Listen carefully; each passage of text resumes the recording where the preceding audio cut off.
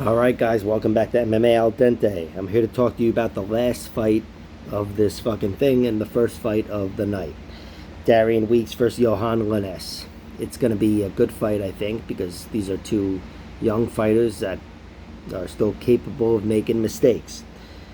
And it's going to be fun because Yohan Lainesse is a powerful puncher, really powerful striker, and he suffered one loss, and that one loss was a fight in which he was winning, doing well, spent energy, and got finished by a seasoned veteran, and in Gabe Green, and that should haunt him. I'm sure he's tried to mitigate all those mistakes that he made and all those, you know, weaknesses he has as a fighter that he demonstrated that night. But still, it was just a few months ago, really, 6 months ago, give or take, maybe not even, and it's his most recent fight, and I still think some of those traits are, not that they will carry over, but they could carry over.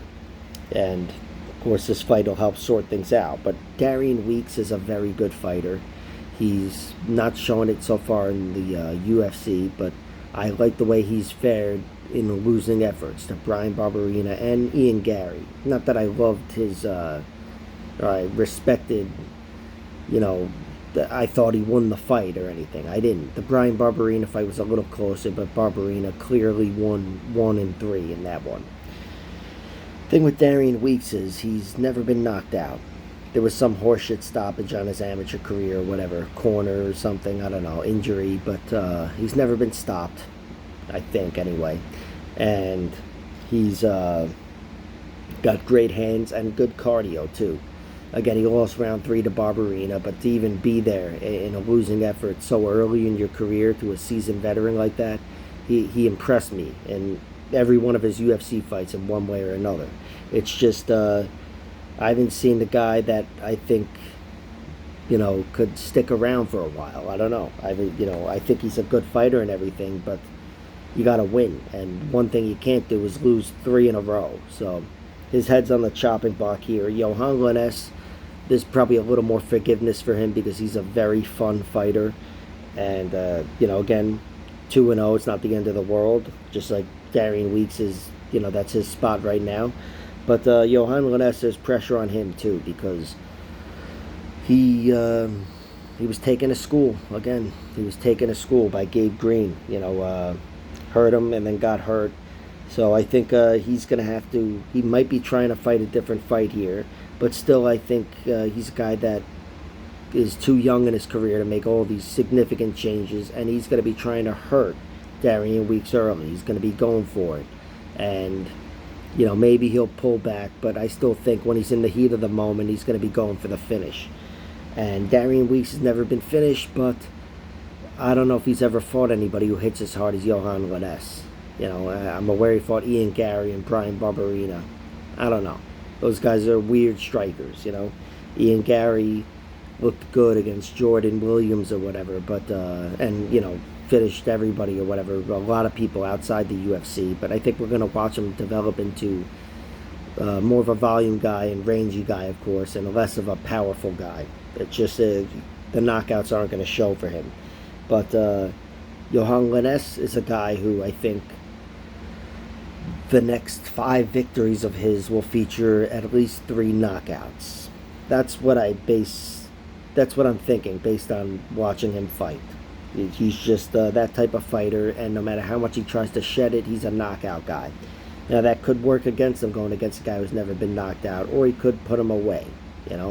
Either way, I like Yohan Lainesse in this fight, to be honest. He's a slight underdog or almost even money.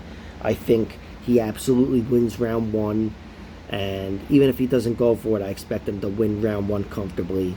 And then from there, it's a matter of winning rounds 2 or 3, which Darian Weeks, he's not quite like Chad and Helger where he takes over the fight. A lot of times he's just kind of there, to be honest, and I'm impressed with his toughness. But toughness doesn't win rounds and doesn't win fights, not all of them anyway. So of course, if he wins, it's going to be toughness, and then he puts Yohan Lainesse away late. So it's a possibility, but that's not where I'm going. I'm going with Yohan Lainesse.